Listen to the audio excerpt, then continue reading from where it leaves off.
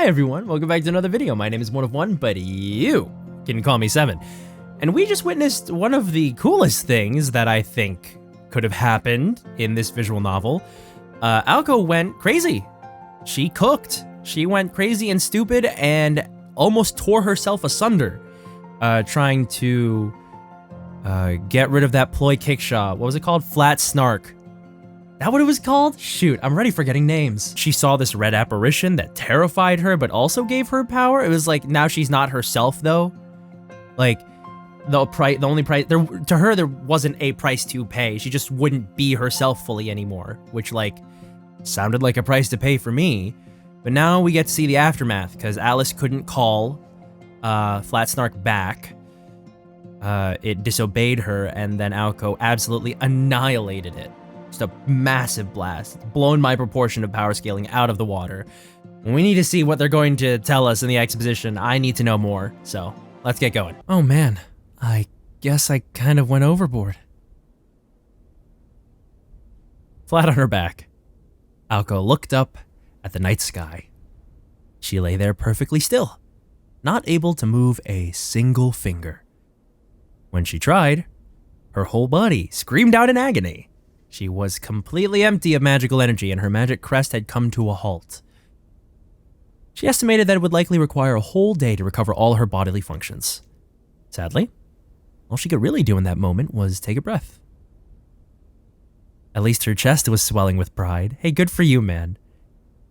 Here we go. Yeah, run us through it. She had gone toe-to-toe with a fairy tale monster and had emerged victorious. The battlefield conditions had favored her, it was true. But there was no denying that Alko had come a long way in the last 6 months. Good for you, man. Luck or not, I owe Alice an apology. Once a ploy's been broken, it's gone forever. Flat Snark would never again return to this world.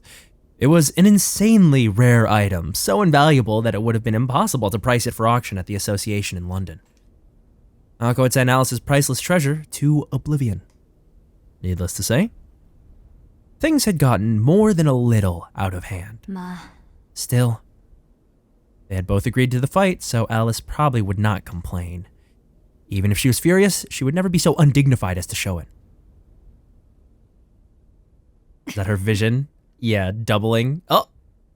My eyes. The second Alko relaxed, her fatigue finally caught up with her. They've been through a lot tonight, both of them, and her especially at this point. The absolute cannon she fired, laser.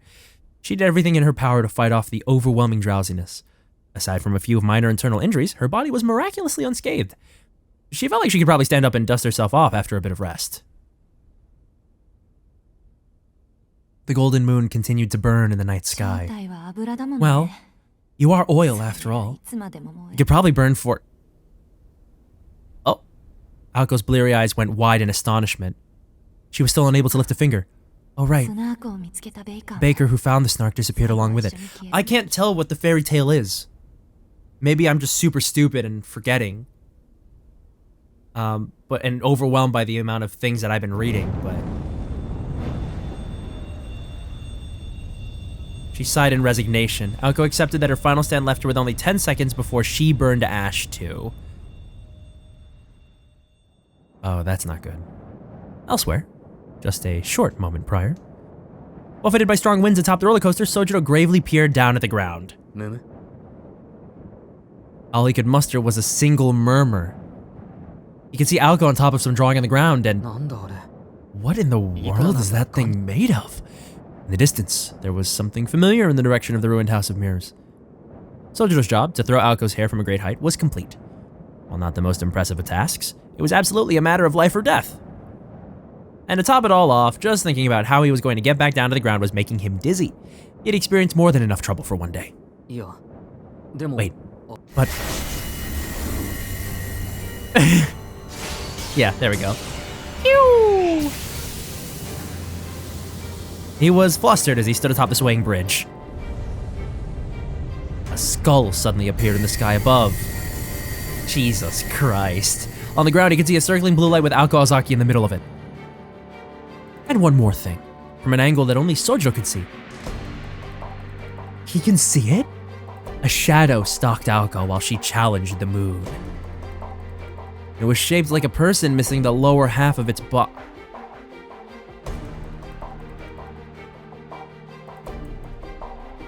Oh! Oh my! The disembodied torso slowly clawed its way toward Aoko. They were still over 600 feet apart. Unfortunately for Aoko, she completely failed to notice it approaching from behind. It's too far away to make out, but isn't that... He was sure of what it was now. There was only one thing in the park that would chase Aoko, and not him, the puppet. But, I mean, maybe it's a coincidence, right? His mind ran in circles. It was a perfectly reasonable reaction. Any grip on reality he might have had left was long lost when Aoko started firing beams of light at the monstrous moon. The way his eyes narrow. Jesus Christ. Aoko's merciless fire buffeted the roller coaster like a storm. Just standing on it was almost enough for him to be thrown off and killed. At any rate, Sojiro couldn't fathom the situation. Should he head back to the entrance of the roller coaster and warn Aoko about the incoming threat? No. There was no way he would make it in time, and to make matters worse, there was a hoard of bread down there waiting for him. And it may very well have been the case that Aoko was already aware of the puppet and would take it out as soon as he got closer. If she was, Sojiro was sure he would only be in the way. Jeez. This is insane, from his point of view. But it did not seem like there was anything he could do to help. And beyond that, Aoko was not the only one in danger. He was in quite a predicament himself. You can't go home again. The road home was never as safe as one thought. It was as true here as it had been in the mountains. The path he was on was no exception. As risky as the ascent had been, it was even more dangerous to go back down. This was no time to be worrying about others. His shaking legs reminded him that only 200 feet separated him from death. He'll be fine. I know that. Just, his head was pounding. This was reckless and stupid. Having been raised in the mountains, he was more sensitive to danger than anyone raised in the city, and just thinking about what he was about to do made his throat seize up. There's only one thing he could say for sure. Ozaki has no idea that thing is coming for her. She's gonna run with a sobbing shout. With a sobbing shout, Sojiro started making his way down the 200-foot frame of the roller coaster. A sobbing shout? Poor guy. You're running?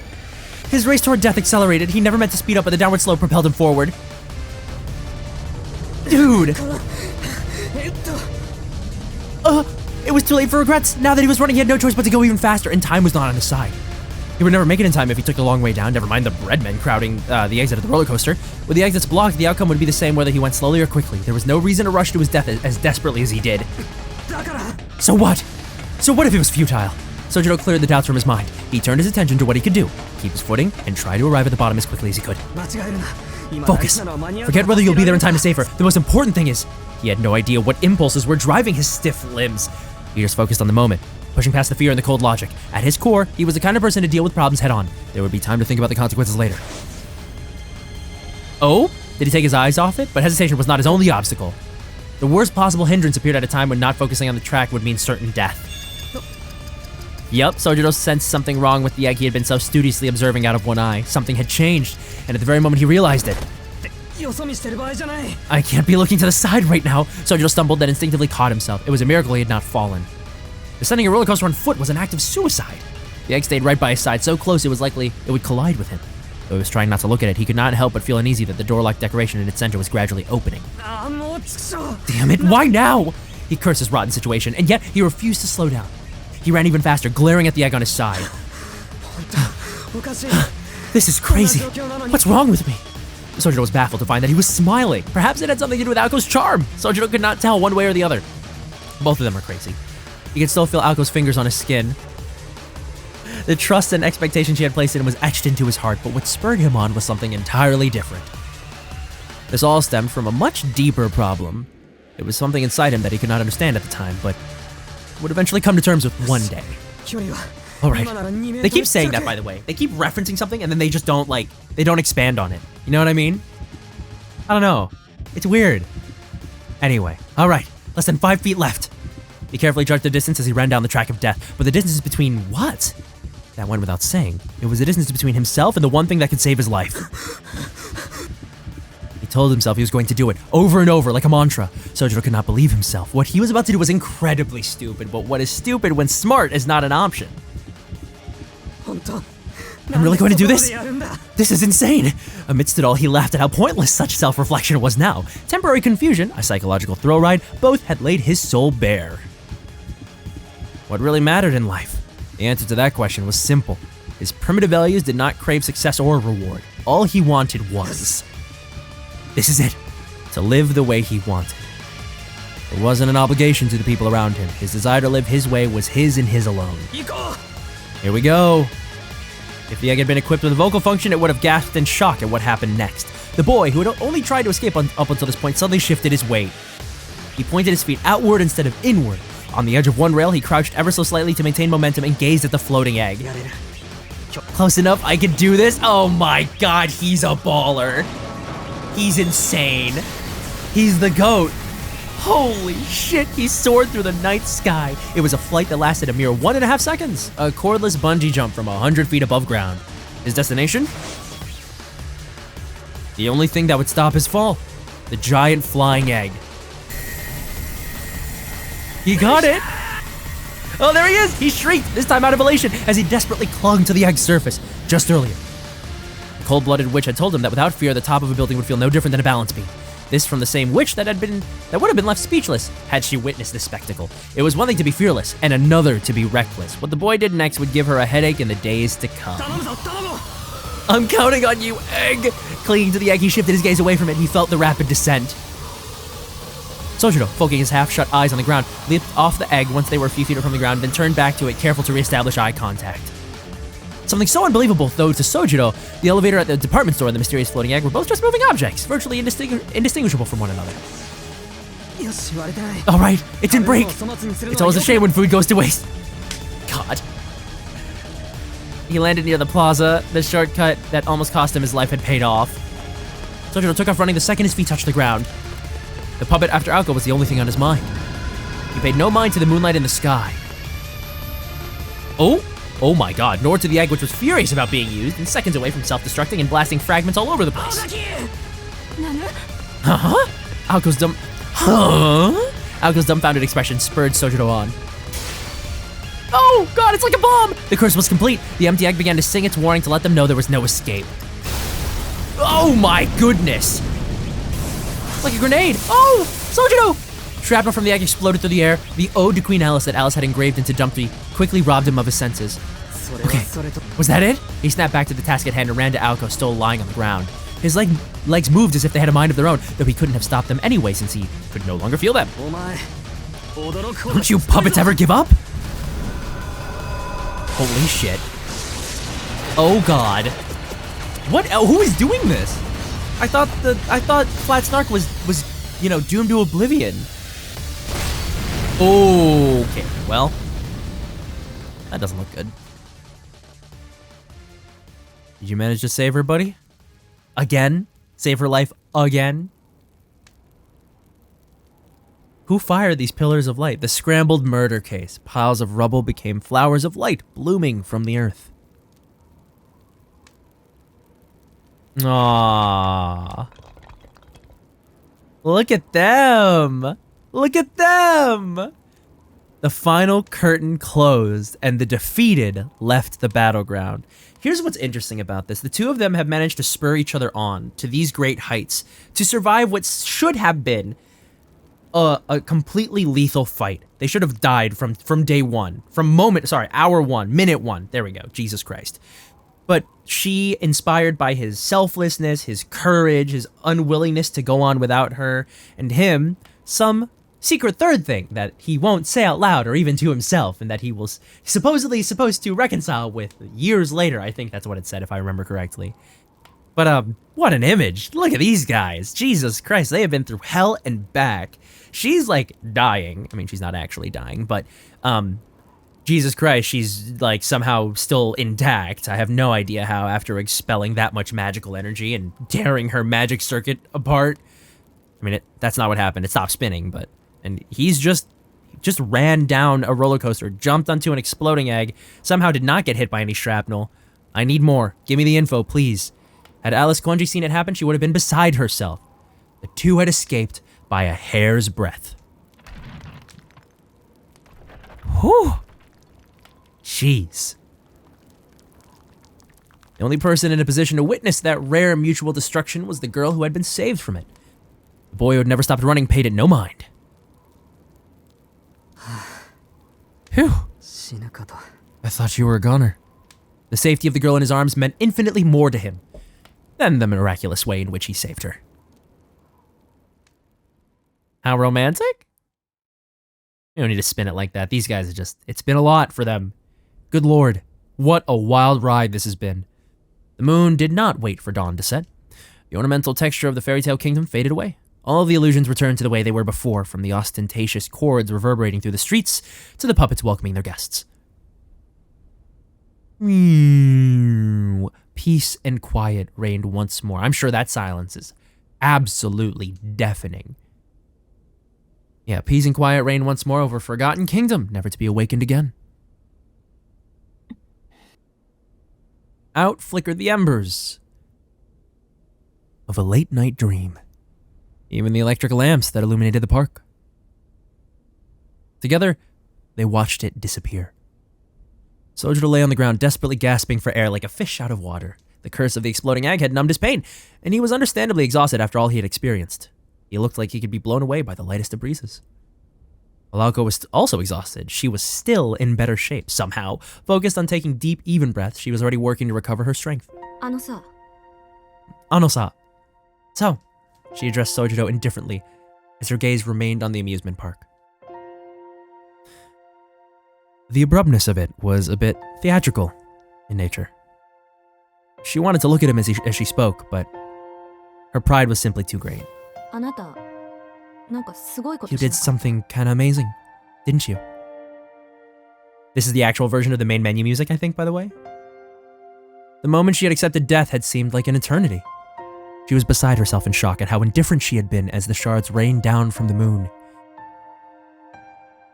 But a reassuring voice had snapped her back into reality. Why did he do it? What was he thinking? What moronic things had he done to pull it off? She had no answers for these questions, lying on the ground as she was. All she knew was that he had more than made up for his failure in the House of Mirrors, and then some, in those fateful final moments. She addressed him, hoping to find answers, but found herself unable to probe any further. To dig any deeper would feel like defeat, which is why it was so unlike her to ask him in the first place. Lucky for her, Sojiro had neither the capacity nor sensitivity to understand how egocentric she was being. Amazing? You were pretty amazing. Elzaki? He stuttered between labored breaths. It was taking him so much effort just to breathe that he could not address her properly. She watched him out of the corner of her eye. Thinking back on it, the boy had performed the same role each time. Each and every time he did what he could in spite of his fecklessness. It was far more admirable than her nearly suicidal tactics, even if she did defeat her opponent. He did not even recognize how extraordinary his last act of courage was. Here's an idea. If I help you kill that thing, will you let me go? At the very least, he had the courage to keep trying whatever he could. A spectator might have viewed him as a supporting actor. His actions were not exactly memorable, but the lead actress he supported did not see it that way. Well, I don't really want to admit it to myself, much less say it out loud, but such inspired actions were wasted in a supporting role. This guy really pulled off the impossible. It was so amazing that she wanted to shout it as loud as she possibly could for all the world to hear. God, he's so innocent it makes me want to barf. All Aoko could do was sigh. How could she not? Even she was forced to admit that the way he'd snatched her from the jaws of death was dashing. I must be getting soft. Truth be told, he was a lunatic for doing what he did. Aww. She steadied her breathing and composed herself. While she was in bad shape, she still had her pride as a mage to consider. That was why she felt a need to maintain an air of dignity. Shizuki, I originally meant to let you off the hook for today only, but I'm willing to let the whole thing go. For the time being, I've decided to let you live. She hastily extended her right hand. It was either to shake his or to help him up. However... Oh! Sojiro did not take her hand, but instead stood up on his own. This night, despite the sheer insanity that he had just experienced, his face had not once looked as incredulous as it did now. Oh, my bad. What? Something wrong? She stammered, worried that she had deeply embarrassed herself. Sojiro's gaze was fixed upon Aoko. A problem had dawned on her. Though she normally hated being stared at, this time she did not mind. Rather, I gotta chill out. She was enjoying the warmth in his eyes and felt like it was something she could almost come to appreciate. Don't you get it? This isn't just about friendship. And I didn't mean he only likes you either. Believe me when I say that Sonoji really... Oh, the conversation came rushing back. It was a memory better left forgotten. No, not how she's watching herself from the corner. Yeah, not happening. Pushing Tobimaru's words out of her mind, Aoko turned to Sojiro. Don't get any ideas. I don't care about you in the least. Tsundere, there she is. Oh my god, Aoko Ozaki. You absolute treasure. Puzzled, Sojiro tilted his head. You already told me how much you dislike me. He responded matter-of-factly to her sudden declaration. She certainly had pointed that out, and to his face, no less. It had a mere figure of speech that he was not meant to take literally, but now was not the time to belabor the point. I'm not talking about that. I'm just saying you shouldn't get your hopes up no matter how far you've fallen from me. Yet belabor she did anyway. Aoko blushed slightly, realizing how inane she was being. She wondered how she'd ended up in this position. And yet, she knew that she had to get this off her chest. All that was left was to politely wait for his response. I can't date you. Such heartbreakingly painful words were too much for the simple boy to hear. His shoulders slumped as if the world was coming to an end, or so Aoko had imagined. On the contrary, Sojiro was sitting there in deep thought. Did you just say, I'm in love with you? Sojiro murmured the words as if they were a magic spell. She shot right back with the affirmative.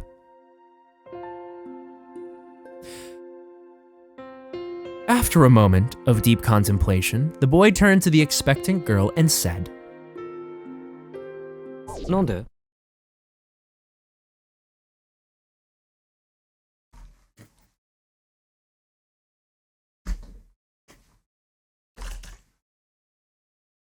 Oh my god! He's the best!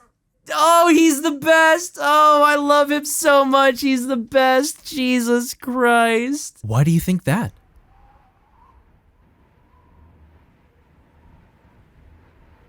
He had to be joking. But he was not. I mean, he was talking about something inexplicable. Upon seeing her, meeting her, he admitted how pretty she was to himself, and I think to also Tobimaru. But I guess he's just still too clueless. Even a moment as charged as this, with whatever you want to call what that was, is a bit tough for our boy, huh? They've been through so much, and here we are. He was completely serious. So, he liked her, but he didn't like her. Of course the vice president had jumped to conclusions. This boy had no interest in romance. He probably didn't even know what that was. So she was incredibly embarrassed by how confused Sojiro still appeared to be. Her rosy complexion spread throughout her entire body. I'll ask again, but why do you think that? That's what I want to know. Well, boom, dude, the haymaker. Oh my god, he got sucker punched. Nice, you freaking moron, Tobimaru. Oh, this tsundere to end all tsunderes. She's great. And just like that, she had lost her cool and given in to an unjustifiable outburst. It was time to seal off the area and destroy all evidence. Aoko's embarrassment devolved into sheer panic, and her grudge against Tobimaru suddenly manifested as criminal assault. She lashed out with a punch that could have taken down a bird mid-flight. More specifically, it was a brutal right hook. Aoko blinked. Her blow had connected with something solid, snapping her out of her reverie. Her temper had lashed out at the completely defenseless Sojiro. It had been a splendid blow, with all of her weight behind it, knocking him out cold. Oh, poor guy. Sojiro groaned, crumbling to the ground. Her punch finished the job that the curse had started. If not for the discomfort on his face, he appeared almost to be sleeping. Aoko convinced herself that he was napping, not concussed. Well, whatever. It was always going to end like this anyway. The tension in her shoulders eased away as she looked down at Sojiro. A ton had gotten in her way over the course of today, but the day was saved for now. With nobody left to butt heads, she felt exhaustion finally overtake her. How the heck am I going to walk home like this? Her fatigue was enough to make her complain out loud. When she thought about it, she realized that this was the first time she had used up all of her magical energy and the first time she had participated in a battle of this scale without any prior preparation. Though, in truth, it would have ended in mutual destruction if I'd been alone. She felt somewhat proud as she whispered those words. Normally, it was something that she would beat herself up over, but instead, she simply shrugged her shoulders with a bitter smile. After all, it was thanks to the person sleeping by her side. Hey, you can't hear me, can you? As if the night had swallowed her voice before it reached him, she received no response. Confident, she continued in an even quieter voice. So, thank you. You really got me out of a jam there.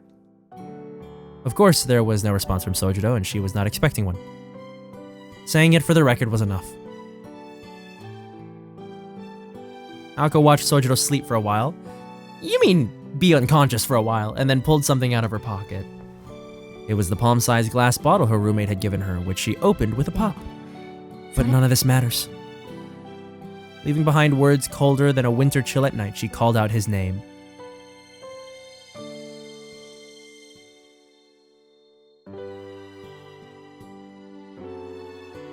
What did she do? She barely sensed the bottle moving. As the silhouette of the fallen boy appeared to blur, she got the feeling that the weight of the bottle had increased slightly. Whoa, that's kind of weird. What appeared to be a human form could clearly be seen inside the glass. Alice Koenji's tools were mystics that confounded even the most knowledgeable of mages. As soon as Aoko tried to analyze them with logic or reason, she was already out of her depth. Knowing this all too well, Aoko closed the bottle and watched the boy disappear as if by some magic trick. Oh, is it to like help? Oh, so she doesn't have to carry him? Jeez, this is no stage trick. It's actual magic, she muttered as she looked into the magical bottle. Its weight had not changed significantly, and she had no idea how it worked, but the one thing she did know was that there was a human being inside of it. Its light weight was almost unnerving, closer to empty air than a human being. It was about as heavy as one would expect if they'd bottled a summer breeze, though that did fit her image of Sojiro perfectly. It's just like Alice said, she muttered to no one in particular as she recalled the past. This really isn't like me. Aoko wore a bittersweet smile. Her usual moodiness was gone. It was a dangerous world out there. It was good to have someone to keep her on her toes. With a wry chuckle, she flicked the magical bottle with her finger and set off walking.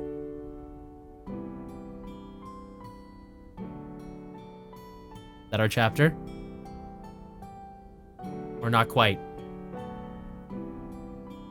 She could hear a bell in the distance signaling the end of the play. An ephemeral dream gave way to reality. In the grand scheme of things, it had been but an instant. As the actors exited stage left, the last of the lights silently flickered out. And so, the long-dead amusement park played its final role as a memory for a boy and a girl. Oh, man. Wow. There's my achievement. Holy crap. Oh my. What a fun time. What a fun time. Fun dynamic. Oh, I need to learn more. I need to know more about what's going on. I need to know how Sojiro is going to continue to factor into her story. What her relationship with Alice is going to be like now. If there's going to be more training, if we're going to learn more about magecraft, because there's so much that we have been told and shown, but we don't know anything about it yet. Oh, man. This is fun. This is really fun. Oh, what a good time. I hope you guys enjoyed that. I definitely did. And I will see you guys in the next video. So for now, have a good rest of your day, and I will see you soon. Bye.